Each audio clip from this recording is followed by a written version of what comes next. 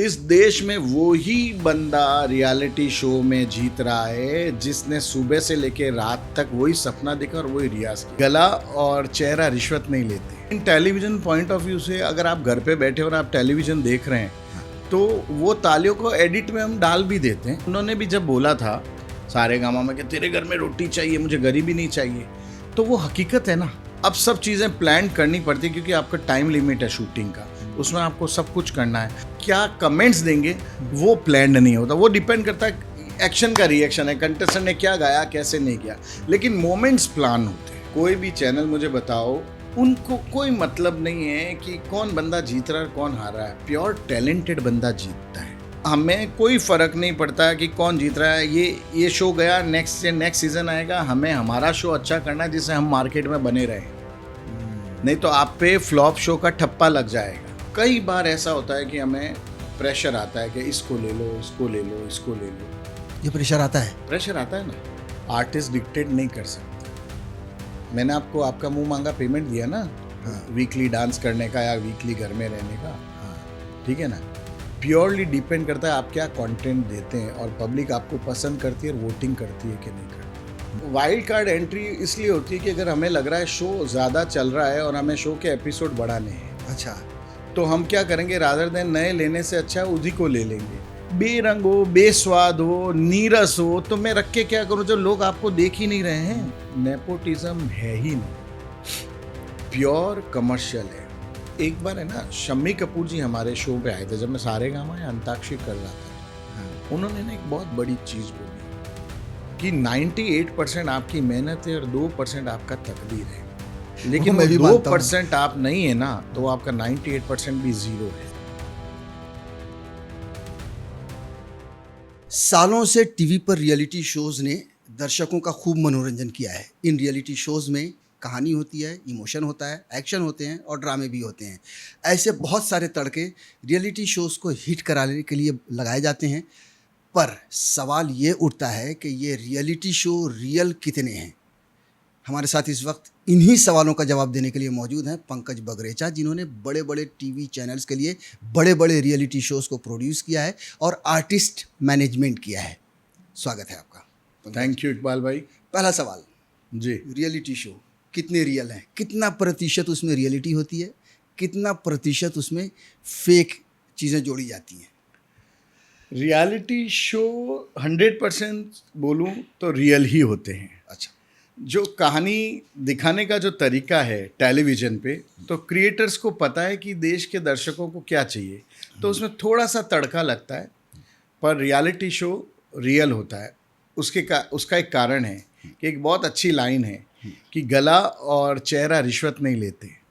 लेकिन हम जो उसके अंदर बीच में लड़ाई झगड़े, मारा मारी, आपको कभी रोमांस, कभी अलग अलग कहानियाँ देखते हैं, वो कहानी बनाई जाती हैं या होती हैं? देखिए, अगर हम शो वाइज चलें, जैसे एग्जांपल के तौर पे सिंगिंग का शो, डांसिंग का शो, जो घर में रहने वाला शो है, या फिर देश के टैलेंट का हुनरबाज जैसा शो है कोई, तो हर एक शो का एक अलग स्टाइल होता है।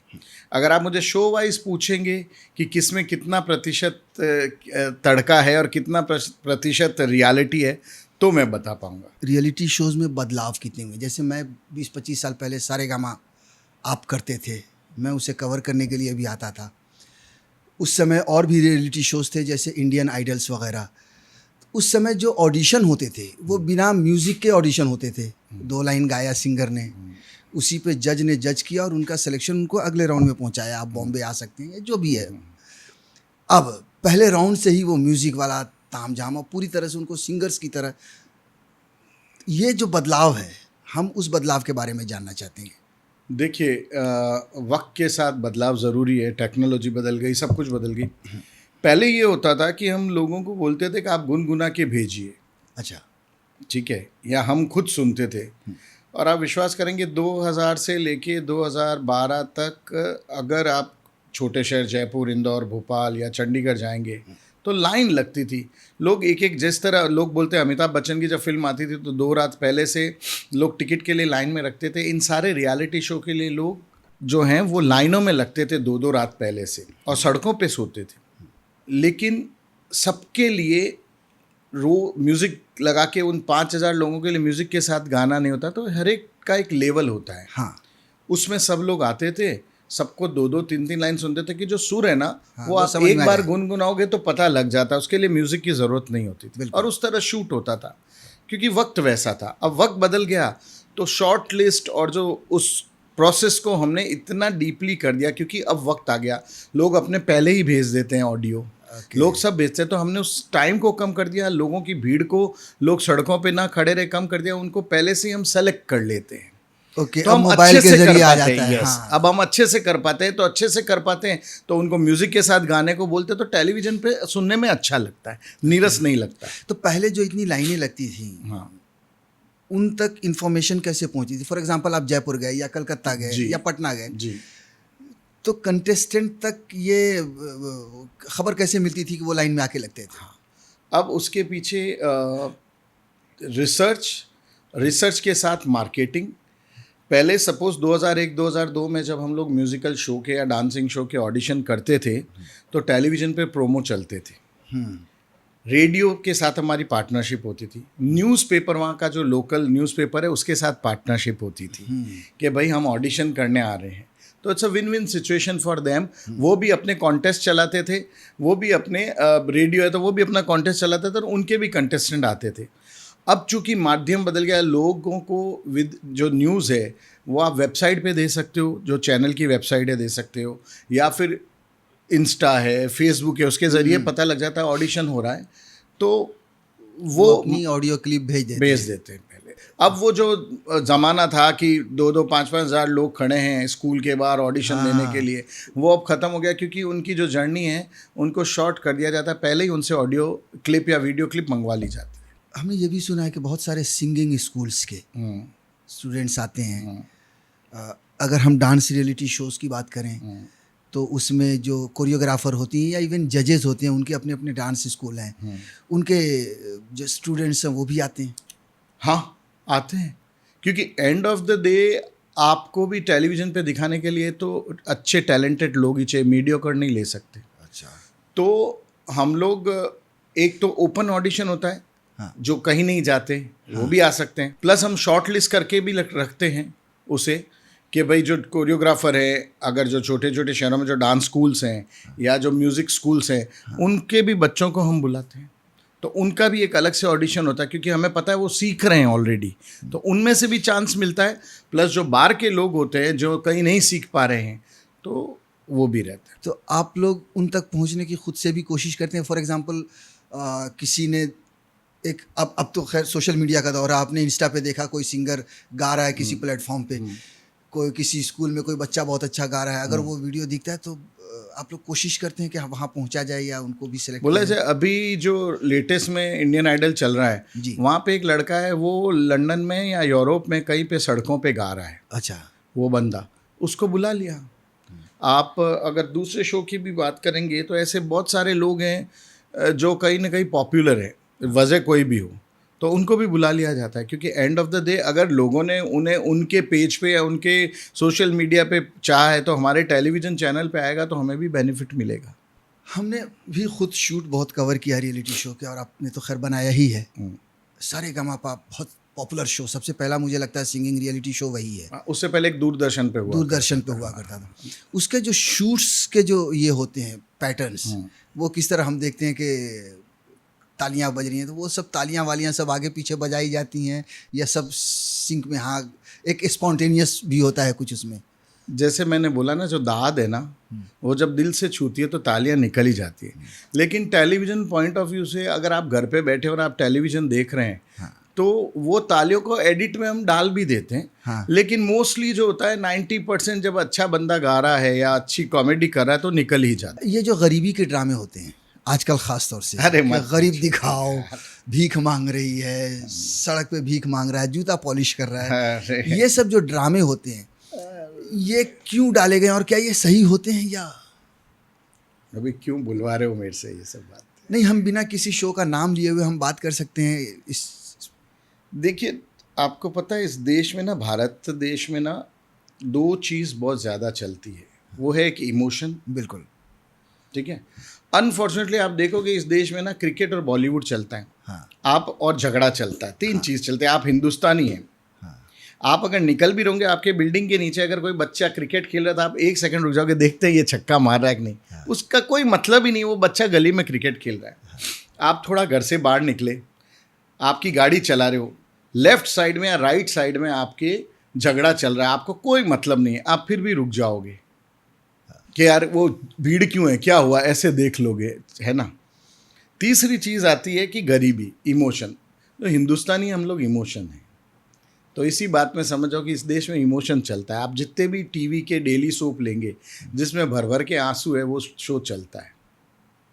ये शुरू कब से हुआ, कुछ हाँ। आइडिया है आपको ये इस तरह के शुरू ड्रामे? नहीं, देखिए ये ड्रामे नहीं कह सकते, ये बोलते हैं ना कि एक शोले बन गई, फिर लोगों ने सोचा और शोले बना लें, और वो जो शोले बनी वो किसी इंटेंशन से नहीं बनी, क्योंकि उस वक्त कंपटीशन नहीं था। हमारे सारेगामा की बात करते हैं तो उसमें आई थिंक सारेगामा में इस तरह के इमोशन वगैरह नहीं होते थे। प्योर म्यूजिक है। हाँ, सारेगामा जो शो गजेंद्र सिंह से बनता आ रहा है, संतोष शिंदे है, फिर सतीश दत्त है, सबने बनाया, नीरज ने, मतलब प्योर म्यूजिक था। क्योंकि हमने उसमें कभी भी ना, एग्जाम्पल के तौर पे कोई डांसर को सिंगर की कुर्सी पे, जब सपोज करो कि एक फिल्म के लिए लोग आते हैं ना, हाँ, फिल्म प्रमोशन करने आते हैं, तो हमारा क्लियर ब्रीफ था कि आप फिल्म प्रमोट करिए, लेकिन आप किसी के सुर के बारे में नहीं बोल सकते, क्योंकि ऑथेंटिकेशन कैसे आएगा। बिल्कुल।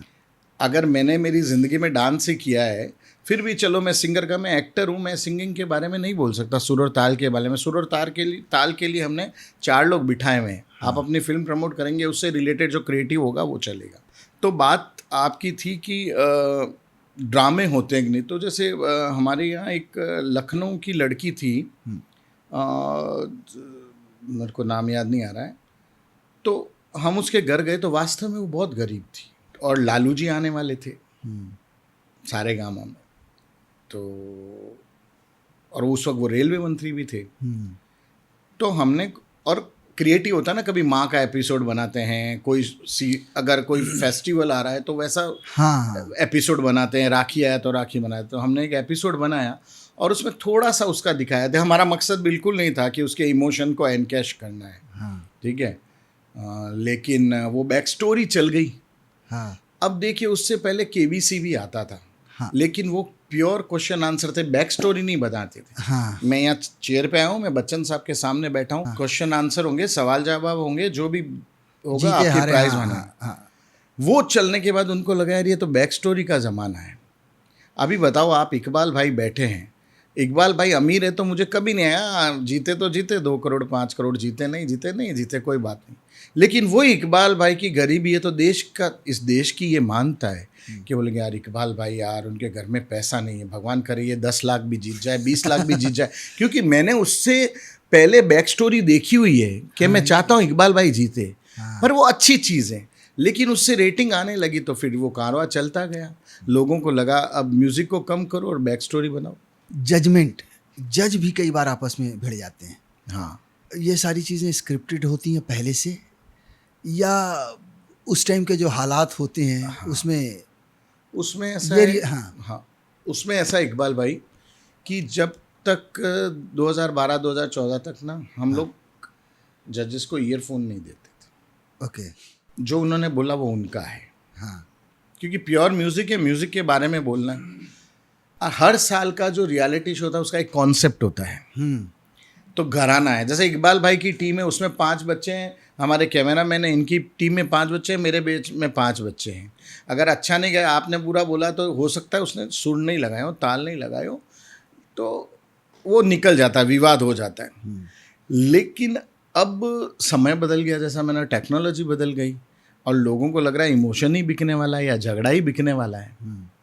तो वो जो लोग बोलते हैं हिमेश जी का तेरे घर में रोटी है, वो भी कोई प्लान नहीं था, वो उन्होंने अपने मन से ही बोला। अच्छा। क्योंकि इज़ ए ब्रिलियंट, हिमेश जी जो है ब्रिलियंट है, उनको पता है कि देश में क्या चलता है। लेकिन मुझे ऐसा लगता है जब उन्होंने भी जब बोला था सारेगामा में कि तेरे घर में रोटी चाहिए, मुझे गरीबी नहीं चाहिए, तो वो हकीकत है ना। आप शो में जाते हो, आपको शॉल देते हैं, तमके देते हैं, वाह वाह देते हैं, उससे घर चलता है क्या? घर नहीं चलता ना। तो वो मन से ही निकल गया था, क्योंकि he was a true artist, तो उनको पता है कि मुझे क्या बोलना है, तो वो निकल के आ गया। वो ऐसा चल गया हाँ। क्योंकि वो सीज़न ही सुपर हिट था कि हम जो कर रहे थे सुपर हिट हो रहा था। तो फिर वो सब लोगों ने बाद में जितने भी दूसरे चैनल है उन्होंने सोचा यार यही बिकता, यही चालू कर तो दो, कॉपी उन्होंने बनना तो चल मतलब गया। दूसरे चैनल्स ने, आप ये कहना चाह रहे हैं कि दूसरे चैनल्स ने जजेस को लड़ाना या स्क्रिप्टेड इस तरह की चीज़ें बनानी थोड़ी थोड़ी डालनी शुरू की? स्क्रिप्टेड थोड़ा, देखिए मैं बता रहा हूँ ना, प्योर आपको भी दाल देंगे ना, हाँ। घर में दाल सब्जी देगी भाभी तो आपको नहीं भाएगा रोज रोज, हाँ। थोड़ा तो तड़का चाहिए ना। इतना नहीं होता, हल्का सा करते हैं बट हाँ, अब सब चीज़ें प्लान करनी पड़ती है क्योंकि आपका टाइम लिमिट है शूटिंग का, उसमें आपको सब कुछ करना है। हर हफ्ते आपको ऑडियंस को एंटरटेन करना, तो आप क्या करोगे, कुछ तो करना पड़ेगा। क्रिएटर जो है, क्रिएटर्स है, जो क्रिएटिव टीम है, उनकी भी मजबूरी है। आपने बहुत सारे शोज बनाए हैं, आशा जी की एक बहुत ही मशहूर कहानी है, थोड़ा सा उस पर बताइए ना। हाँ, देखिए क्या था, हम भी रॉ थे। I am from Jodhpur Rajasthan. तो हम लोग इतने, जब छोटे शहर से आप बड़े शहर में आते हैं ना, हाँ। तो मतलब आप पॉलिश्ड नहीं होते, या बोलते हैं ना पॉलिटिकली करेक्ट नहीं होते हैं, या डिप्लोमेसी नहीं होती है। तो हम सारेगामापा का शो कर रहे थे, लिटिल चैम्प था या बड़ों वाला था। अच्छा, क्या होता है सिंगिंग में, हम जैसे छोटे बच्चों का शो है तो हमें गवर्नमेंट के जो नॉर्म्स हैं उसके हिसाब से ही शूट करना पड़ता है। उनके लिए अच्छा माहौल हो, बच्चों का माहौल होना चाहिए, प्ले होना चाहिए, उनकी स्टडी को कॉम्प्रोमाइज़ नहीं करते, उस तरह शूट करते। और बड़ों का भी है तो हम कोशिश करते हैं कि फ्रेश वॉइस रहे। अगर आप सुबह उठे हुए और शाम को आपको शो करना, तो आपके गला थक जाता है, वोकल कॉर्ड थक जाती है दिन भर में। और एक एपिसोड और दूसरे एपिसोड के बीच में ना ब्रेक होता है। ब्रेक होता है, हाँ। तो अगले सेकंड एपिसोड में आशा जी वॉज अ जज, महागुरु बोल लीजिए। अब शूटिंग 2 बजे शुरू होनी थी, 4:30-5 बज गए। तो मैं ठक ठक कर रहा था कि भाई आइए, शूट पे आइए। और मेरा रीज़न ये था कि अगर 10 बजे तक शूट ख़त्म नहीं हुआ तो मेरी डबल शिफ्ट हो जाएगी। तो हमारे संतोष शिंदे जी हैं, वो बहुत ग्रेट मैन, मेरे अच्छे मित्र हैं। और हमारे सारेगामा की टीम अब भी 20 साल बाद हमारी बहुत बॉन्डिंग है, हम मिलते रहते, करते रहते हैं। तो हम सब लोग शूट पे रहते ही थे। हमारा एक आर्टिस्ट हो गया, आर्टिस्ट शूट पे आएगा, फिर जो शूट के प्रोडक्शन वाले संभालेंगे, वैसा नहीं हम रहते थे, क्योंकि कंटेस्टेंट्स की जिम्मेवारी मेरे पे थी। बिल्कुल। और हमें ये था कि हमारा शो एकदम फ्रेश वॉइस जानी चाहिए। शाम तक थक जाते हैं, फिर आदमी कितना भी कर ले वो। हाँ। तो मैंने दरवाज़ा खटखट किया, अंदर से कोई बोला और टाइम लगेगा। तो मेरे मुंह से निकल गया कि 4 घंटे लगते हैं क्या तैयार होने में। हाँ। शायद ऐसे, मुझे याद नहीं, बहुत साल हो गए उस बात। तो उन्होंने उसे दिल पे ले लिया, आशा जी ने। आशा जी ने। हाँ। अब ठीक है, वो तो आशा जी भोसले हैं, ग्रेट, हाँ, ग्रेट बिल्कुल। है। और बात आई गई होगी, मुझे भी नहीं पता। 2 दिन बाद मेरे जो टॉप मैनेजमेंट है उनको वो बोलती है इसको तो चैनल से निकालो। निकालो। अरे बाप। और वो तो अड़ गई, वो रोज़ फॉलोअप लेती थी। हाँ, तो मुझे मेरे जो बॉस थे, टॉप बॉस थे, ओनर, सब ने बुलाया कि भाई क्या हुआ। तो मैंने कहा सर मैं तो ड्यूटी कर रहा था, अब इसमें आप गलती बताइए। 2 बजे जो शूट चालू होना है, कोई कारण से 4:30-5 बजे हो गया। तो एक तो कि वो कंटेस्टेंट की आवाज़ भी, जब जो आदमी रात को 10 बजे गाएगा, जो सुबह 6 बजे उठा हुआ, वो कैसे करेगा। सेकंड एपिसोड की कॉस्ट बढ़ जाएगी बिकॉज ऑफ द शिफ्ट। तो इसमें मेरी कहाँ गलती। तो उन्होंने बोला नहीं, यू आर राइट।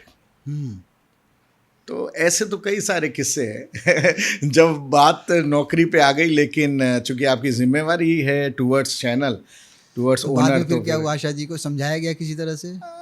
बात हाँ समझाया गया होगा, बट आगे इतना तो हाँ, ठीक है। हाँ, अब इतने साल हो गए तो क्रेडिबिलिटी तो है ना हमारी क्योंकि हम हमारे लिए तो कर नहीं रहे हैं, बिल्कुल। इसके लिए। शूटिंग पे आने में जो कई बार, चूंकि मैं भी जाता रहा हूँ शूटिंग पे, तो देखता हूँ कई बार लेट शूट शुरू होता है, शिफ्ट बढ़ जाती है, तो कॉस्ट बढ़ जाती होगी, उसको किस तरह से मैनेज करते थे, क्योंकि कुछ लोग लेट भी आते हैं। ये एक बहुत बड़ी बात है। जैसे हम रियलिटी शो शुरू करते हैं तब तो क्या होता है, जब सेलिब्रिटीज़ है या जो जजेस हैं, बातें अच्छी होती है, बड़ी बड़ी होती हैं, सब अग्रीमेंट। आज की बात तब अलग हो गई है, पहले की बात थी, क्योंकि आज के जो अब जजेस हैं उनको पता है हमें 10 बजे ख़त्म करना है, और अब इतने समय हो गया तो हम पहले ही बोल देते हैं कि you have to be on time. पहले बहुत सारे जो जजेस हैं 10 बजे की शिफ्ट है तो आते ही 12 बजे थे, 12 बजे आएंगे, फिर 1-1:30 बजे शो चालू होगा। तो वही बात है कि शिफ्ट बढ़ जाती है। अगर शिफ्ट बढ़ जाएगी तो आपका P&L जो है, हाँ आपको तो जवाब देना है टॉप मैनेजमेंट को। कॉस्ट हर दिन नहीं बढ़ सकती ना हाँ आपकी। तो फिर हम उनका जो स्टाफ है उनको थोड़ा एक्स्ट्रा देते। बहुत नहीं, उनके स्टाफ को हम लोग भाईचारे से रखते थे अच्छा। कि भैया तू बता सही क्या है। फिर हमें पहले 2-3 एपिसोड के बाद पता लग जाता, 3 शूट के बाद, क्योंकि ये चलना तो 4-5 महीने है, रोज़ आप किससे झगड़ने जाओ। एक बार तो ऐसा हुआ कि हमने एक जजेस को बोल दिया कि आप 12 बजे आ रहे हो तो 2 बजे चालू होगा मेकअप के बाद, तो ये तो चलेगा नहीं। तो हमारे क्रिएटिव हेड और उसका सेट पे भयंकर झगड़ा हो गया कि मेरे को ऐसे बोला क्यों। उनका वो गुस्सा कोई और रहा होगा, फिल्म प्रोड्यूसर के साथ रहा होगा, म्यूज़िक कंपोज़र है वो, लेकिन भयंकर झगड़ा हो कि तोड़ फोड़ तक की नौबत आ गई। और हमें भी ऐसा लगा कि नेक्स्ट डे से इनको बाय बाय कर देते नहीं। हाँ अब ऐसे बहुत सारे जजेस जो बाहर से आते थे, तो पार्टी कर रहे हैं होटल में on the cost of channel. अच्छा। तो वो भी एक होता था कि यार एक्सपेंसेस बढ़ रहे हैं। लेकिन आजकल अब समझ गए हैं लोग, उनको पता है कि थोड़ा ज़्यादा प्रोफेशनलिज्म आ गया आ आजकल। गया है इसके लिए, वो पुराने ढर्रे अब नहीं चलते। अभी आपने एक कहानी बताई थी हिमेश रेशमिया की कि तेरे घर में रोटी चाहिए, वो बहुत पॉपुलर होता था। एक उन्हीं की एक और स्टोरी बहुत हिट होती है सलमान खान के साथ। सलमान खान ने कह दिया था कि हिमेश तो उठा लेगा कोई गाना। वो मुझे लगता है कि वो स्क्रिप्टेड नहीं होगा। वो नहीं, सलमान खान को आप रियलिटी शो को स्क्रिप्ट दे नहीं सकते। वो जो बोलेंगे दिल से बोलेंगे। वो तो मेरी बात दिल में समझ में आती है, मैं समझ नहीं आता, वो वाली बात है। एक्चुअल में क्या होता है कि आपकी जो एंट्री और एंट्री होती है ना, जब आपके जो फिल्म के क्या बोलते हैं, जो लोग आते हैं प्रमोशन के लिए, तो ज़्यादा से ज़्यादा एंट्री है या उनसे रिलेटेड गाने हैं जो प्लान्ड होते हैं। हाँ वो करने भी पड़ते हैं ना, क्योंकि रिहर्सल करनी है आपको, म्यूजिशियन को करना है। अब सलमान खान आ रहे हैं या संजय दत्त आ रहे हैं या जो भी आ रहे हैं, इमरान हाशमी आ रहे हैं, जो भी आ रहे हैं, तो उनके जो गाने हैं उनकी रिहर्सल होती है। उनको बताया जाता है कि हम आपकी एंट्री करेंगे, उनको ब्रीफ दिया जाता है इस बीच में आपकी फिल्म की प्रमोशन होगी। लेकिन उस बीच में जो वो क्या कमेंट्स देंगे वो प्लान्ड नहीं होता। वो डिपेंड करता है, एक्शन का रिएक्शन है, कंटेस्टेंट ने क्या गाया कैसे नहीं गया, लेकिन मोमेंट्स प्लान होते हैं। अच्छा। हाँ, कि इस वक्त बुलाएंगे कंटेस्टेंट को, बोलते हैं ये तो इस वक्त डांस कराएंगे, ये बोलते हैं, है ना? क्योंकि एंड ऑफ द डे आपको तो एक फिक्शन टाइप है, म्यूजिकल फिक्शन बनाना ना आपको। जो अपना दर्शक है उसको कोई मतलब नहीं, उसको एंटरटेन होना है, उसको घर में बैठे आप प्लान करके बनाओ, आप स्क्रिप्ट लिख के बनाओ, नॉन स्क्रिप्ट बनाओ, उसको कोई मतलब नहीं है दर्शक को। तो ये सब करना ही पड़ता है। तो एक चीज़ अभी मैंने सुना रिसेंट पास्ट में कि जो गाने हैं जो परफॉर्म कर रहा है आर्टिस्ट सिंगर, हाँ, वो गाना पहले स्टूडियो में रिकॉर्ड कर दिया जाता है और यहाँ स्टेज पर परफॉर्मेंस होती है। आई मीन सेट पर परफॉर्मेंस होती है। जो एडिट होता है, जो हम फाइनल वर्जन देखते हैं वीडियो टीवी पे, वो गाना वो वाला जो होता है जो स्टूडियो में रिकॉर्ड किया जाता है। नहीं, ये सब ऐसा कुछ है क्या? ये उनकी फैलाई हुई बातें हैं जो शो में पार्टिसिपेट नहीं कर पाते, मीडियोकर लोग होते हैं। ओके। 2 चीज़ें हैं, एक सिर्फ फिनाले। अब मैं बताऊं, शुरुआत के जो सपोज करो कि आपके 25-30 एपिसोड यानी 15 वीक का आपका शो है, 20 वीक का शो है, उसमें कोई रिकॉर्डेड नहीं होता, लाइव गाना ही पड़ता है। लाइव नहीं गाए होते तो जो लोग एक एपिसोड के लिए जज आते हैं या जो बीच में सेलिब्रिटी आते हैं वही लिख देते, ठीक है ना। अभी एक शो चल रहा है, मैं वहाँ भी ले जा सकता हूँ, हालांकि वो हमारे चैनल का नहीं है, लेकिन जो क्रिएटर है ना वो कभी ऐसा नहीं करते। हाँ, अब बात चलती है फिनाले की। आपका जो जजमेंट है वो 15 वीक के परफॉर्मेंस पे तय हुआ, उस फिनाले के लिए नहीं हुआ। फिनाले में तो ऑलरेडी जो फिनाले से पहले वाले एपिसोड के वोट आए हैं, उस पे फिनाले में आपको विनर या रनर अप या जो भी बनाया जाएगा। फिनाले की परफॉर्मेंस को रिकॉर्ड इसलिए किया जाता है क्योंकि वो आउटडोर होती है, पहले आउटडोर होती थी, तो वहाँ पॉसिबल नहीं है, आपको 10 बजे रात को बंद करना पड़ता है शो, तो वो रिकॉर्डेड होती है, वो डांसर के साथ होती है, वो फिनाले एक्ट है। अच्छा। उस फिनाले की परफॉर्मेंस के आधार पे वोटिंग नहीं हो रही, वोटिंग तो बंद हो चुकी है। वोटिंग कौन सी है? जो पहले एपिसोड से लेके आपका 25 एपिसोड 30 एपिसोड तक के बेस पे जो वोट आए उस पर निर्णय होना है कि विनर कौन है। हाँ। तो ये जो भी बोलते हैं वो गलत है कि ट्यून हो जाता है, ऑटो ट्यून हो जाता है या कुछ गा लेते हैं, वो नहीं है। सिंगिंग रियलिटी शो की बात कर रहा हूँ।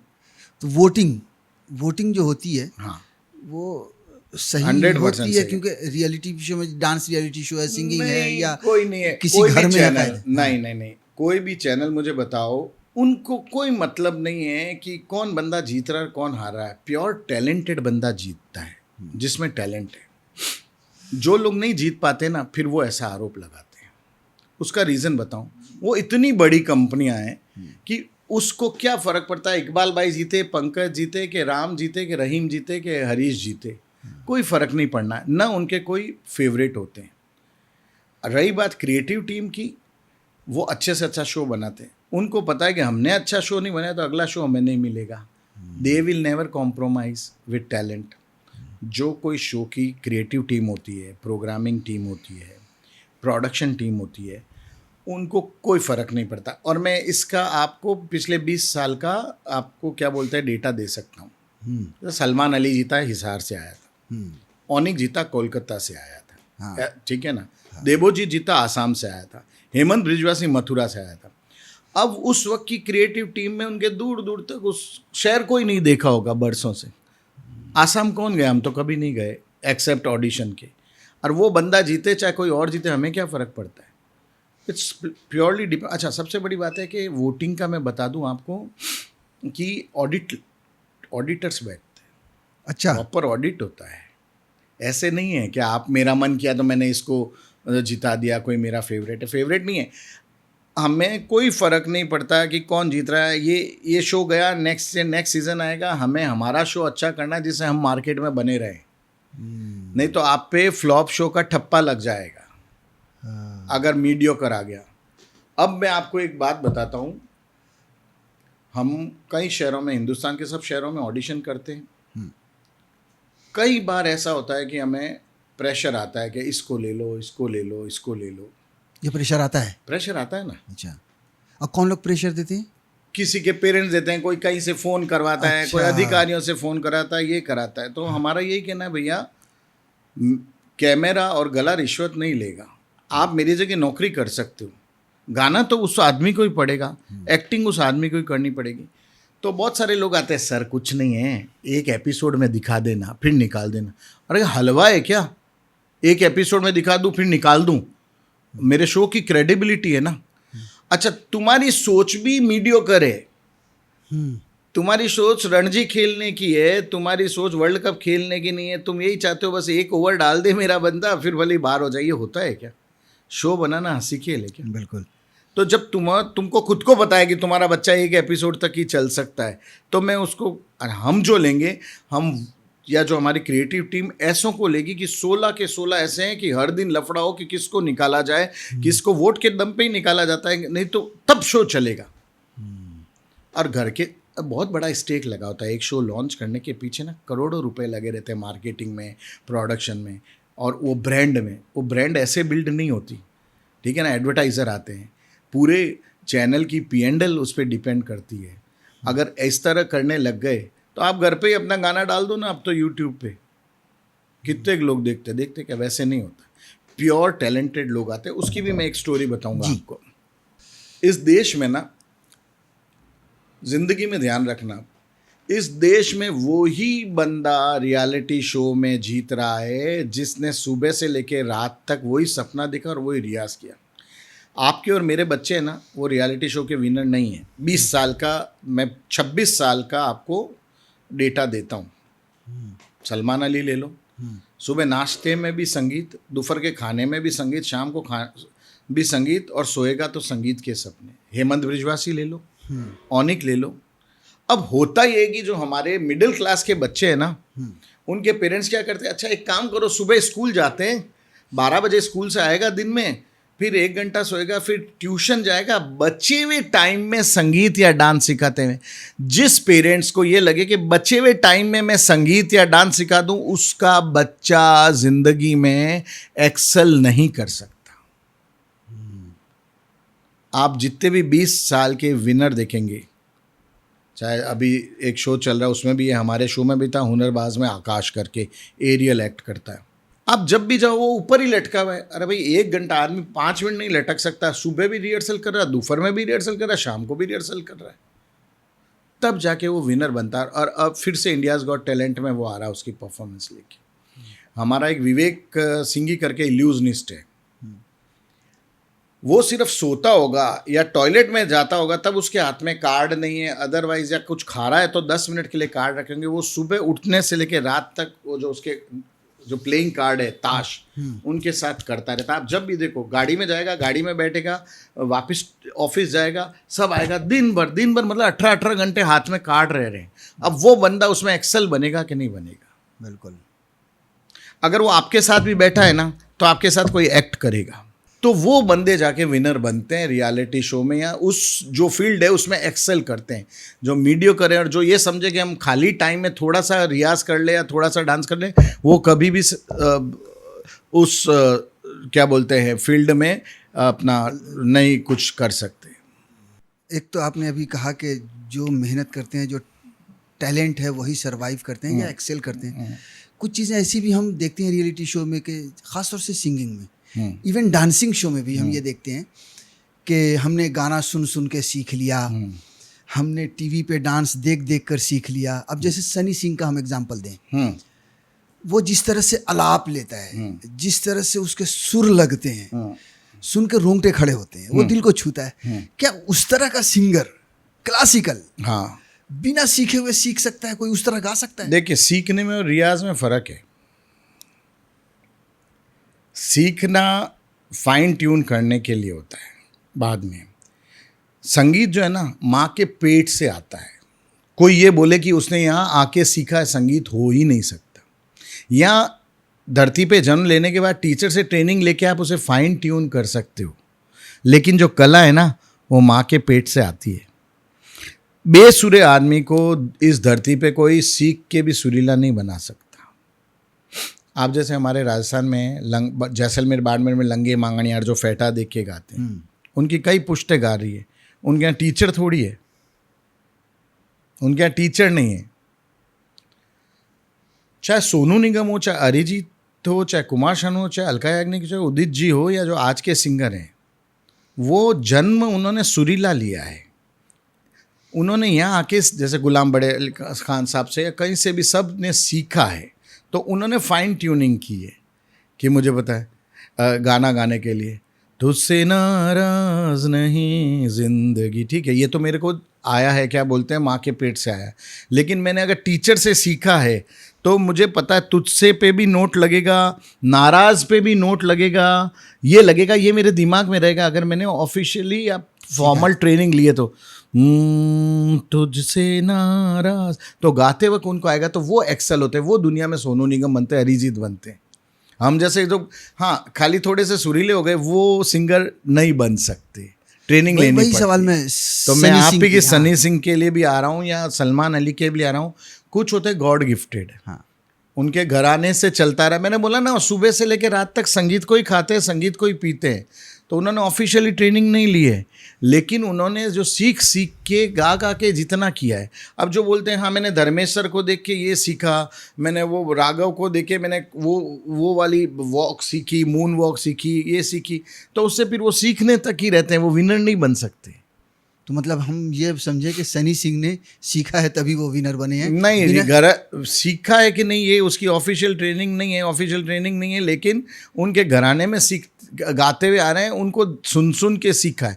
सुन के सीखना अलग है और टेक्निकल ट्रेनिंग अलग है। मैं टेक्निकल ट्रेनिंग की बात कर रहा हूं। टेक्निकल ट्रेनिंग अगर आप स्टूडियो में, तभी तो आप देखिए ना, वो फिर लाइव शो तो तगड़ा कर लेंगे। स्टूडियो में आने पे कितना माइक को रखना, कितना रखना, कितना नोट करना, कितने दूर से गाना, क्या नोट पे गाना, वो उस तरह के जो गायक होते हैं ना, जैसे राजा है, राजा तो खैर भाई बहुत तगड़ा है, बहुत बढ़िया गाता है, उसको दोनों नॉलेज है स्टूडियो की और ये is a very good human being. तो अब सलमान है, बहुत अच्छा गाता है। तो स्टूडियो में गाने की टेक्निक अलग होती है और जब खुलापन गाते हैं तो ये खुला वाले गायक है। तो उस खुलेपन गायक में अगर आपने ऑफिशियली ट्रेनिंग नहीं है, लेकिन आप माँ के पेट से सुरीले पैदा होके आए हो तो काम चल जाता है। एक चीज़ और अभी आपने कहा जीत की के टैलेंट और जो भी है एग्जांपल्स आपने दिए, बहुत सारे ऐसे सिंगर्स हैं हमने रियलिटी शोज़ में देखा है जो विजेता हैं, पर रियल लाइफ में वो अगर आप देखें तो फिल्मों गुमनाम। वगैरह में, हाँ गुमनाम है वो, शो भले कर रहा शो है, कर रहे shows होंगे कर रहा है live उस तरह के, उस समय के बहुत सारे सिंगर्स हैं। अब अरिजीत देखें तो वो जीते हुए नहीं थे, लेकिन आज कितना बड़ा नाम है। नेहा कक्कर जीती हुई नहीं थी रियलिटी शो में, बहुत बड़ा नाम है। शेखर, शेखर, हाँ। फिर ये भीगे होठ तेरे, क्या नाम है वो सिंगर भी, हाँ। क्यों, ऐसा क्यों, मतलब? देखिए, एक बार है ना, शम्मी कपूर जी हमारे शो पे आए थे जब मैं सारेगामा या अंताक्षरी कर रहा था, तो हाँ, उन्होंने ना एक बहुत बड़ी चीज़ बोली कि 98% आपकी मेहनत है और 2% आपका तकदीर है, लेकिन वो मैं भी मानता हूँ। 2% आप नहीं है ना, तो आपका 98% भी ज़ीरो है। जीरो हो जाता है, लेकिन बिल्कुल। उस चक्कर में ये नहीं कि आप अपनी मेहनत छोड़ दें। वो लोग जितने भी आप बता रहे हो ना, देखिए ये एक आज नया पौधा आया, कल उसके बाद नया पौधा आएगा, तो आपने उस ड्यूरेशन में जो आपने कर लिया वो कर लिया। तो जो 2006, 7, 8 के जो शोज़ थे ना, वो सुपर डुपर हिट थे। बहुत हिट थे। तो उनकी वजह से वो आज भी मार्केट में चल रहे हैं सिंगर, चाहे देवोजीत हो, हिमानी हो, विनीत हो, ये सारे चीज़। लेकिन मैं ना आज के सिंगर को 2 चीज़ हमेशा बोलता हूँ। वो लोग क्या करते हैं ना, शो से जो पैसा आया ना, देखो ये गलत भी नहीं है लेकिन सही भी नहीं है। मेरे पास शो आया, मैं जोधपुर में हूँ, सपोज़ करो मैं सिंगर हूँ, मैं वहाँ घर, बंगला, महल बना रहा हूँ, अपनी मार्केटिंग पे पैसा नहीं डाल रहा। जो किसान होता है ना, किसान, वो भी क्या करता है, मार्केट में अपनी फसल बेचता है ना, तो उसका 20% से वापस बीज खरीदता है। बिल्कुल, बिल्कुल। अगले साल भी तो उसे फसल बेचनी है। हाँ, लेकिन जो सिंगर हैं और उनके मैनेजर हैं, सिंगर तो देखो क्रिएटिव, उनको नहीं समझ पाता था, लेकिन उनकी जो मैनेजमेंट कंपनी है ना, या जो उनके मैनेजर है ना, उनको पड़ी नहीं। भाई तुमने एक शो से 10 लाख का इनकम किया, तो उसमें से 2 लाख मार्केटिंग में तो डालो। मार्केटिंग का मतलब कैमरामैन ले गए, वीडियो बनाया, इंस्टा पे डाला, फेसबुक पे डाला, उसको देख के और शो आएगा। तो जो लोग ये नहीं करते वो मार्केट से आउट हो जाते हैं आज की तारीख। रियलिटी शो के क्या बोलते हैं, अभी हम जज वगैरह की बात कर रहे थे, थोड़ा सा पीछे फिर चलते हैं। डांसिंग रियलिटी शोज़ में बहुत सारे सेलिब्रिटीज़ होते हैं, सेलिब्रिटी डांस रियलिटी शोज़ होते हैं। बहुत सारे हाउसेज होते हैं जहाँ 4-4 महीना, 3-3 महीना सेलिब्रिटीज़ जाके रहते हैं। हाँ। हमने सुना है इसकी जो जीत हार होती है वो पहले से ही तय होती है, पहले से ही तय होता है कि कौन सेलिब्रिटी कितने हफ्ते तक इस डांस शो में रहेगा, कौन सेलिब्रिटी कितने हफ्ते तक इस घर में रहेगा, इसके बारे में? नहीं, क्योंकि उनको पेमेंट भी तो दी पेमेंट जाती दी है। थी, इसीलिए आपने मेरे सवाल का जवाब दे दिया।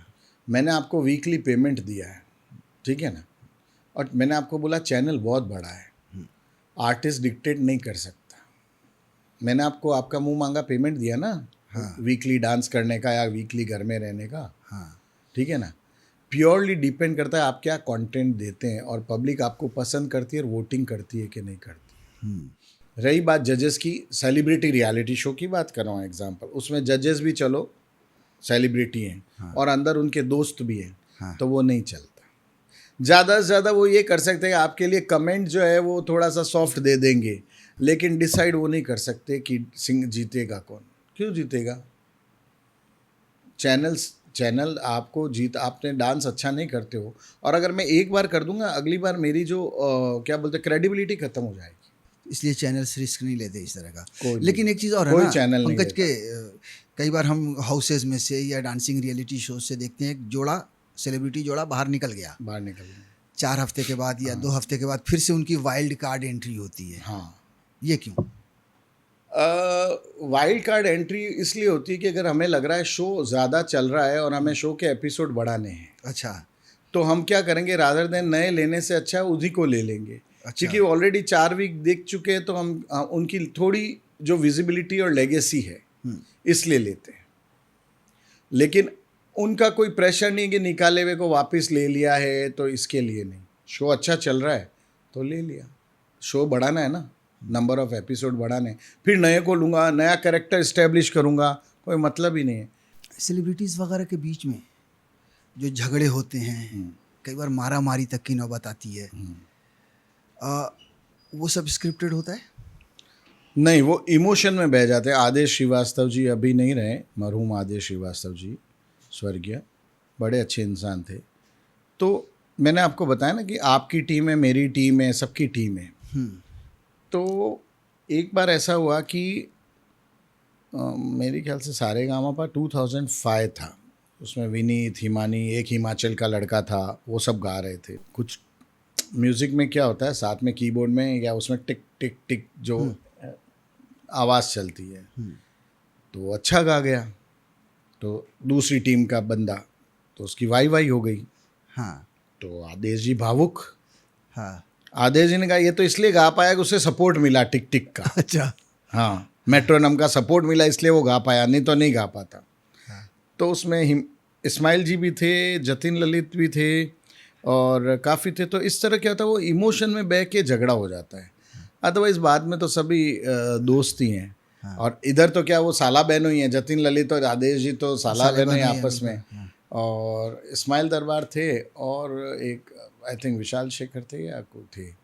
तो वो जो जजेस झगड़ा करते हैं ना, वो करते तो कंटेस्टेंट के लिए कि उनकी टीम है यार, उनकी टीम को आप समझ गए, दूसरे की टीम का बच्चा अच्छा गा रहा है। हाँ। और हो सकता है मेरी टीम का ना गा पाए। हाँ, तो इसके लिए तो डिपेंड करता है जिस सीज़न में। अब वो वाली टीम वाला तो एपिसोड सीज़न बन ही नहीं रहा है। तो अब ने किया था म्यूज़िक का महायुद्ध या उस तरह के, तब ये सब हो जाते हैं। तो अब तो जजेस की कहानियाँ भी अलग से दिखाई जा रही हैं। देखो, जजेस की कहानियों में जो मेरा पर्सनली, अगर मैं क्रिएटिव हूँ ना, हाँ।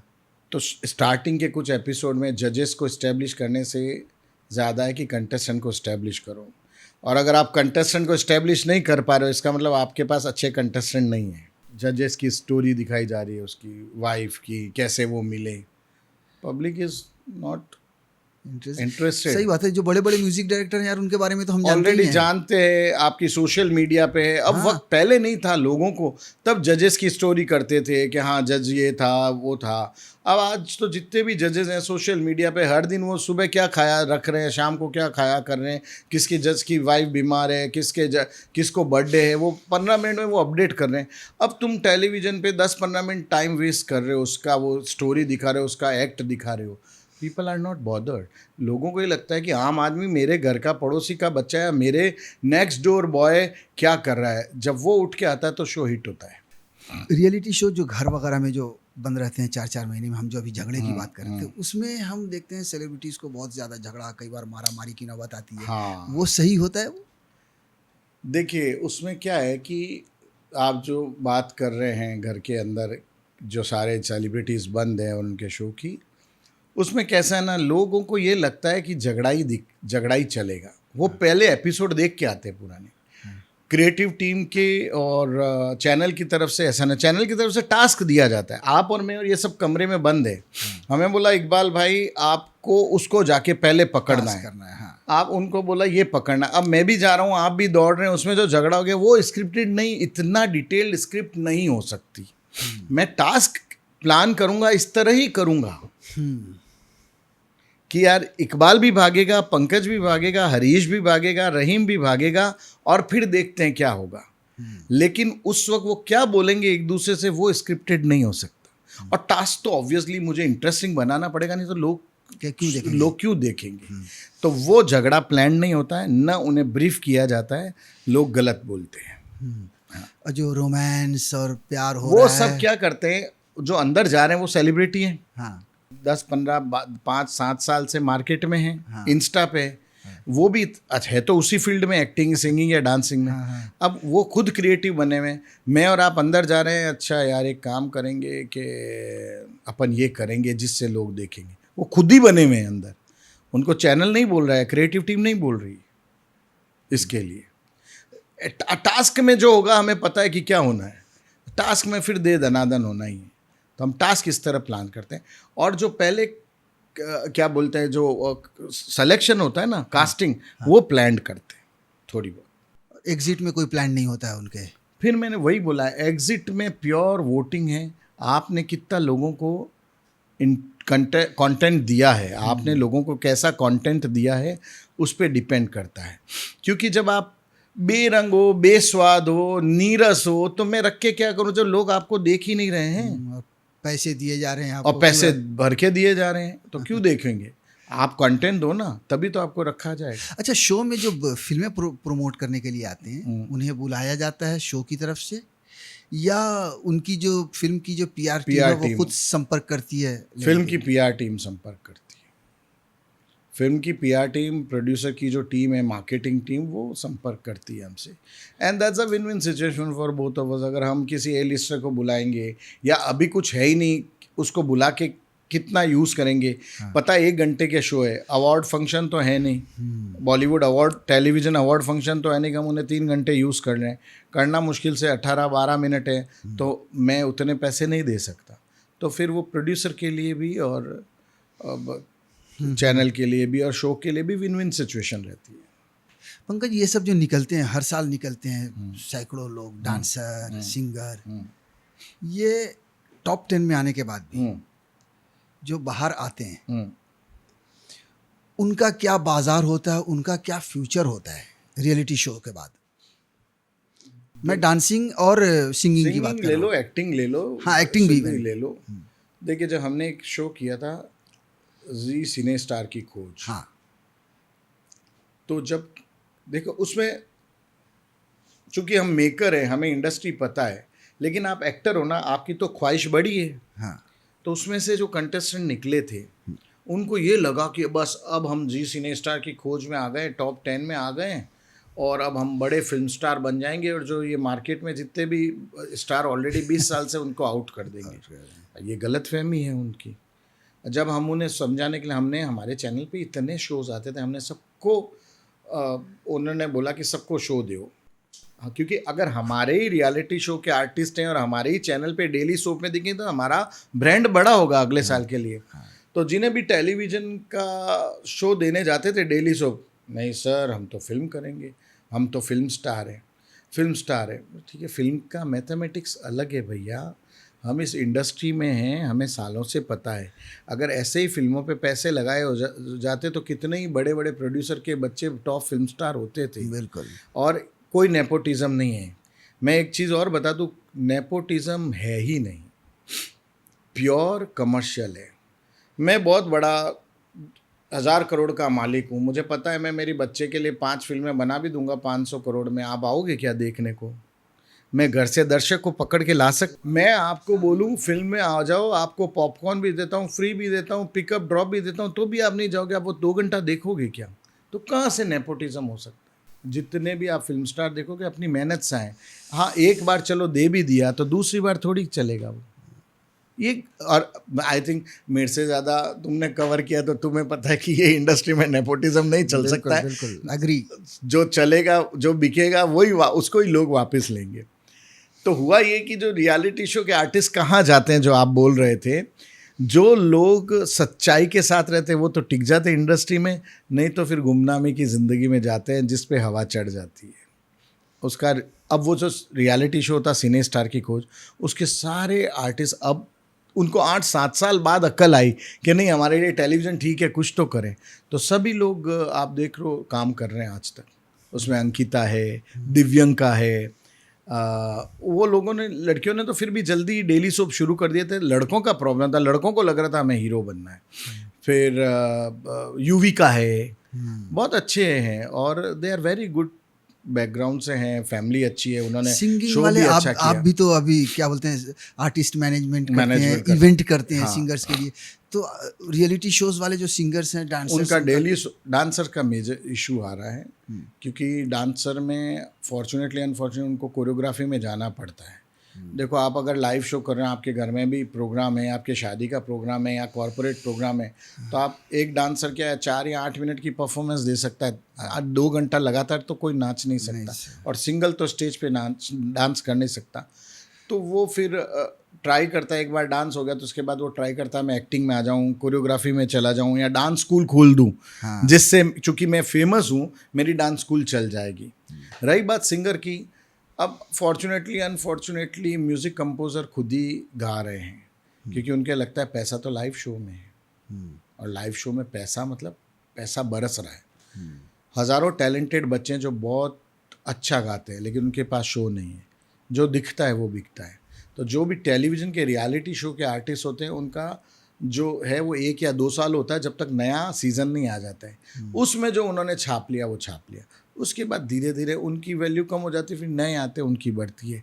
ये कारवां चल रहा है। मतलब बहुत सारे ऐसे तो बेरोजगार होंगे फिर तो सिंगर्स। बहुत सारे हैं। अब भी मुझे एक रियलिटी शो की लड़की का फ़ोन आया कि हमारे यहाँ सारेगामा में एक लड़का था, उसके फ़ोन बंद आ रहे, कहीं नहीं, अभी क्या हुआ, कहीं उसका आता पता नहीं कहाँ है। बीच में उसने मुझे फ़ोन किया था कि पंकज सर मेरी हालत ख़राब है, मुझे कुछ दे सकते हैं। तो जितनी मेरी थी दे दी मैंने। फिर दूसरी बार भी आया तो मैंने कहा वो पहला वाला भी बाकी है, बट ठीक है। अब उसके बाद उसका फ़ोन बंद है, सब कुछ बंद है, उसके घर वालों को कोई कांटेक्ट नहीं हो पा रहा। तो ऐसे बहुत सारे सिंगर हैं। दुखद है ना ये, मतलब बहुत दुखद है। लेकिन अब क्या हो गया कि थैंक्स टू यूट्यूब और ये कि उनसे पैसा, अगर वो गाना बना के डालते हैं ना तो ऐसा हो जाता है कि कंटेंट डालने से सर्वाइवल हो गया है अब। लेकिन जो पुराने ले वो नहीं डाल पा रहे हैं गाने या ये वीडियो वगैरह कंटेंट बना के। हाँ, लेकिन इससे ये हुआ कि जो ये शरारती बच्चे हैं, ये जब टिकटॉकर वाले हैं, ये दे आर मेंटिंग मनी। जहाँ आपकी सोच खत्म होती है उससे ज़्यादा पैसा कमा रहे हैं। टिकटॉक अभी इंडिया में भले ही बैन है, चाहे टिकटॉक हो चाहे इंस्टा हो, उन पे ये सब लोग। अच्छा, उस 1.5-2 साल में उन्होंने अपने फॉलोअर बढ़ा लिए, तो फिर क्या है कि वो टैग करने के पैसे लेते हैं। बड़ी बड़ी फिल्में जो ना इन्फ्लुएंसर को हाँ दी जा रही पैसा देती है कि हमारे ये इसका टैग करो, ब्रांड का या लॉन्च का या कोई प्रोडक्ट का, तो वो दे आर मेकिंग मनी। तो आपका यादगार लम्हा कौन सा है इतने सालों के सफ़र में? हमको लगता है 25 साल का सफ़र रहा होगा आपका। ज़्यादा 26 साल 26 साल का सफ़र है। इस सफ़र में कौन सा लम्हा यादगार रहा है? रियलिटी शो का कुछ शूटिंग का की कहानी बताइए ज़रा। देखो 2-3 कहानियाँ कुछ, जैसे अभी अभी तो वो म्यूज़िक डायरेक्टर बन गए, उस समय तो कंटेस्टेंट थे। अच्छे भी हैं बुरे भी हैं, पर ठीक है, वो वक्त के साथ आपको, हमें अब फ़र्क नहीं पड़ता है, क्रिएटिव टीम या चैनल की टीम को फ़र्क नहीं पड़ता। लोग आते तब चरण छूते हैं, बाद में ग्रैंड फिनाले पे बोलते हैं बाय पंकज सर, तो फ़र्क नहीं पड़ता हमको। बट 90% लोग तो अच्छे होते हैं, 10% फेक भी होते हैं। जब उन्हें लगता है हम जीते नहीं, तो उन्हें ये लगता है चैनल ने पार्शलिटी कर दी।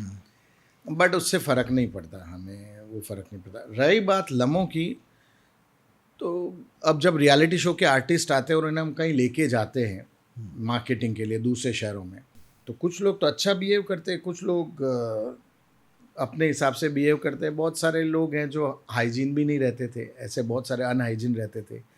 कुछ लोग रहने खाने पीने में करते थे। चैनल की तरफ से आप विश्वास नहीं करेंगे, उन्हें सब सुविधाएं मिलती थी, टूथब्रश से लेके कपड़ों से लेके। जब तक वो हमारे पास रहते थे ना, दामाद की तरह रखते हैं हम।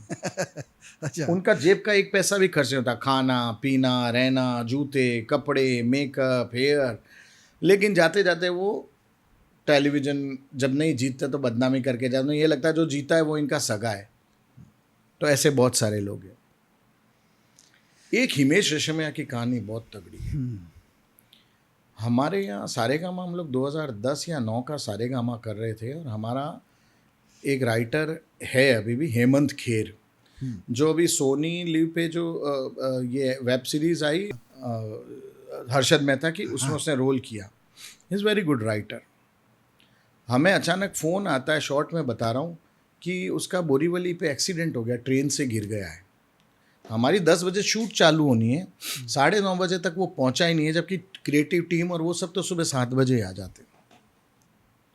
तो हम लोग, कुछ लोग भागे, कुछ लोगों को तो शूट भी देखना था। तो बोरीवली पे गए, पुलिस स्टेशन गए, कहाँ गए पता लगा, उसे कोई छोटे से अपना दादर या कहीं माटुंगा के हॉस्पिटल में लेके गए। तो हॉस्पिटल भी नहीं, वो क्लिनिक टाइप, और उसकी स्थिति बिगड़ती जा रही है। 12 बजे तक शूट चालू नहीं हुई। अब उसके घर वालों को कांटेक्ट करें तो कैसे करें, हमारे पास नंबर नहीं। जैसे तैसे किया, तो चूँकि मेरे काफ़ी पहचान है, तो हम हॉस्पिटल ले गए। लीलावती हॉस्पिटल ले गए तो बोले जगह नहीं थी वहाँ पे। नानावटी ले गए, जगह नहीं, सारे हॉस्पिटल फुल। तो सैफी हॉस्पिटल था, थोड़ा नया नया था, तो हम वहाँ ले गए। बोले 5 लाख का खर्चा है, मिनिमम तो 5 लाख भरने पड़ेंगे। अभी तभी तो कार्ड कहाँ, इंश्योरेंस का वो बंदा तो बेहोश है, उसकी टांग टूट चुकी है, उसके मल्टीपल फ्रैक्चर है। तो हिमेश जी को पता लगा। अभी हिमेश जी को, मुझे लगता है ये बात हिमेश रेशमिया को पता होगी कि नहीं होगी। हिमेश रेशमिया ने हमारी टीम से एक आदमी को बोला, आप जाओ मेरे घर से 3 लाख रुपए उठा लो। और आप उससे पहले हॉस्पिटल लेके जाओ। अब उस हिमेश रेशमिया को क्या पड़ी है, लेकिन मैं बता रहा हूँ कि what a kind hearted man he is. ये उनकी दुआएं हैं लोगों की कि वो मतलब, तो गए 3 लाख लेके हॉस्पिटल में दिया, फिर मामला हुआ, 2 महीने वो हॉस्पिटल में रहा, ठीक हो गया। तो ये भी एक अच्छी स्टोरी है कि जजेस ऐसे भी होते हैं, कुछ जजेस ऐसे भी होते हैं। हम दिल्ली में ऑडिशन करने गए, हमने उन्हें बढ़िया 5 स्टार होटल में ऑब्वियसली रखा। अब उस 5 स्टार होटल में रूम में स्मेल आ रही थी, तो उसमें क्रिएटिव टीम की या जो टैलेंट टीम की क्या गलती हो, तो 5 स्टार होटल हमने तो कमरा बुक कर दिया। तो ऐसा हंगामा किया जैसे हमने कोई अपराध कर दिया हो। ठीक है। अब सबसे बड़ी बात है, बाद में वो शो लॉन्च हुआ तो पोस्टर में बोलता मैं बीच में क्यों नहीं। अच्छा। अरे भाई सर, आप 2 लेफ्ट में 2 बीच में। जो क्रिएटिव टीम है, मार्केटिंग टीम है या जो एजेंसी है, वो सोच समझ के पोस्टर बनाती है ना। हाँ। बैलेंस लगना चाहिए, खूबसूरत लगना चाहिए। हाँ। पोस्टर तो उस पे हंगामा। फिर बोलते थे अरे मैं तो बीच में बैठूंगा। अभी तुम तो लेफ्ट में ही बैठे हो, अभी रोज तुम टीवी पे दिख रहे हो, लेफ्ट में ही बैठे हो। तो वक्त के साथ वो भी बदल जाते हैं, उन्हें पता है कि हम नहीं हुए तो कोई रिप्लेस हो जाएगा। तो ऐसे भी बहुत सारे आते थे। एक बार पता है, एक लेडी जज थी। अब पहला एपिसोड टेलीकास्ट हुआ, रात को 9:30 बजे मुझे फ़ोन आ रहा है। सच जो मैं बता रहा हूँ ना, 100% सत्य बता रहा हूँ, सिर्फ नाम नहीं बता रहा हूँ क्योंकि हाँ। उनकी मर्यादा बरकरार रहे। तो मुझे बोले मेरे लेफ्ट प्रोफाइल से 9:30 बजे रात को उसने हंगामा किया। टेलीकास्ट हुआ संडे को, सैटरडे संडे को, मंडे को नेक्स्ट शूट होना है। आपके डीओपी ने गलत किया। मेरे डीओपी यार, रियलिटी शो के डीओपी जिन्होंने अपनी ज़िंदगी दे दी है, जैसे आपने सिंगिंग में ज़िंदगी दे दी है, वो डीओपी है, कैमरा मैन है। उस दिन से मुझे ये डायलॉग मैं हमेशा बोलता हूँ कि कैमरा और गला रिश्वत नहीं लेते। अब मैं कैमरा में जैसा हूँगा दिखूंगा ना, ज़्यादा ज़्यादा हमारा एडिटर जो है कलर कर देगा, कर सकता है कि मैं ऐसे बैठी हूँ, मेरा ये मोटा दिख रहा है, उसको ऐसे बोलना था कि मैं सीधा बैठूँ। अच्छा। तो मैंने कहा मैडम रियलिटी शो में आप सीधे ही बैठे थे। सिंगर सामने गा रहा था, आप ऐसे होके थोड़ी करोगे कि हाँ तू गाना गा। ऐसे करोगे क्या? रियलिटी शो के जजेस सीधे बैठते ना ऐसे। हाँ, बिल्कुल। जी गाइए, वाह क्या बढ़िया गाया। अब उसने मेरे को रात भर टॉर्चर किया, अगले दिन भी टॉर्चर किया कि मैं तो खराब दिख रही हूँ। मैडम आपके जन्मजात चबी चिक्स हैं, आपके जो चिक्स हैं, और अच्छी कोई बॉडी शेमिंग खुद ही कर रही हैं। हम तो बोल ही नहीं रहे हैं। हमारे लिए आज की तारीख में आप देखेंगे ना, 2.5 मिनट का गाना है ना, तो 2.5 मिनट गाना गाता है जजेस का, तो बहुत बार 3 जजेस होते हैं ना, एक का ही कमेंट रखते हैं, 2 का काट देते हैं। क्योंकि जो हमारी मार्केटिंग टीम है ना, वो रिसर्च करती है कि किसके कमेंट दुनिया सुनने चाहती है, क्या नयापन बोल रहे हैं। आप घिसा पीटा बोलेंगे, हम चैनल के एडिटर ही काट देते हैं क्रिएटिव टीम को, क्योंकि लोगों को गाना सुनना है, या लोगों को एक्ट देखना है, लोगों को कॉमेडी देखनी है। हमने आपको रखा है कि रिएक्शन देने के लिए ये, लेकिन आप इतना लंबा लंबा बोलेंगे, कोई नहीं सुनना चाहता उसका उत्तर। तो ठीक है ना। और मुश्किल से आज की तारीख में जजेस के कमेंट ना 10 सेकंड 20 सेकंड मैक्सिमम रखते हैं। लोगों को कंटेंट देखना है। बिल्कुल। तो उन्होंने टॉर्चर किया आपको? बहुत टॉर्चर किया मुझे, 2 दिन मेंटल सोने ही नहीं दिया इसके लिए। एक और किस्सा याद आता है साजिद वाजिद भाई का। उन्होंने प्रैंक किया था बाद में। तो अब हुआ ये कि हमने सारेगामा शुरू होने वाला था, 2 दिन बचे थे। तो मुझे बोला पंकज से हमें बात करनी है आपसे, वी आर फीलिंग अनकंफर्टेबल। और यार कल सुबह तो शूट है, या पर 1 दिन बाद शूट होगी।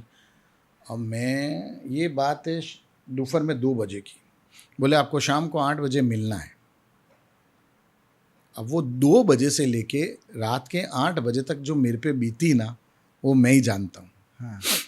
उस बीच में मैंने 2-3 और म्यूज़िक डायरेक्टर को तैयार कर दिया कि सर हो सकता है कि परसों से शूट हो तो आपको जज लेंगे। अच्छा। मैंने क्लियर बोल दिया। हाँ। पर ये नहीं बोला कि साजिद वाजिद भाई मेरे साथ ऐसा कर रहे हैं। उन्होंने तो मेरे को ये बोला नहीं हम थोड़ा अनकंफर्टेबल फील कर रहे हैं, आपको शाम को 8 बजे मिलना पड़ेगा। अरे मैंने बोला ये तो शो छोड़ रहे हैं, जबकि एग्रीमेंट साइन है। हाँ। मैंने बोला अगर वो 8 बजे मुझे ना बोलेंगे, मैं रात को किसको करूँगा? अच्छा मैं भी तो, आप समझ गए। हाँ। ना मैंने हाँ हर चीज़ के 3 बैकअप रखते हैं। हाँ, आप जब शूटिंग करते हैं ना रियलिटी शो के 18 कैमरा 20 कैमरा, उसमें से 6 जो है बैकअप में रहते हैं। हाँ। उनको छेड़ता नहीं, उस कैमरे से शूट हुआ, पता नहीं रिकॉर्डिंग में कहीं गड़बड़ हो जाए, रिकॉर्डर में गलत है।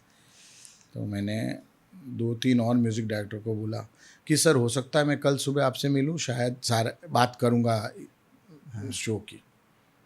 अब 2 बजे 3 बजे 8 बज गए। मैंने कहा ये तो लगता है शो छोड़ रहे हैं। अच्छा। ये मैंने कहा 8 बजे मैं उनसे मिलने गया। मिलने गया तो मेरा मुंह इतना सा। हाँ, अच्छा, अब अपन भी, मैंने बोला ना हम पॉलिश नहीं है इतने। हाँ, भाई हमने आपसे बोला ओके इकबाल भाई आप शो करेंगे, ये एग्रीमेंट है, आपकी जो भी टर्म्स एंड कंडीशन तय हो गई। हाँ। अब क्या है, अब सीधा शूट में मिलेंगे। हाँ कुछ आपके क्या बोलते हैं सम्मान में कमी हो या आपके जो हॉस्पिटैलिटी, उसके तो हम मास्टर हैं। हाँ, हम आर्टिस्ट आ जाता तो हम उसे चांद पे बिठा देते हैं, वो अपना गेस्ट है ना। बिल्कुल। अच्छा, मुझे भी नहीं पता था उस दिन के नेक्स्ट डे मेरी बर्थडे या ऐसा कुछ तो था, अभी मुझे याद नहीं आ रहा उस बात को।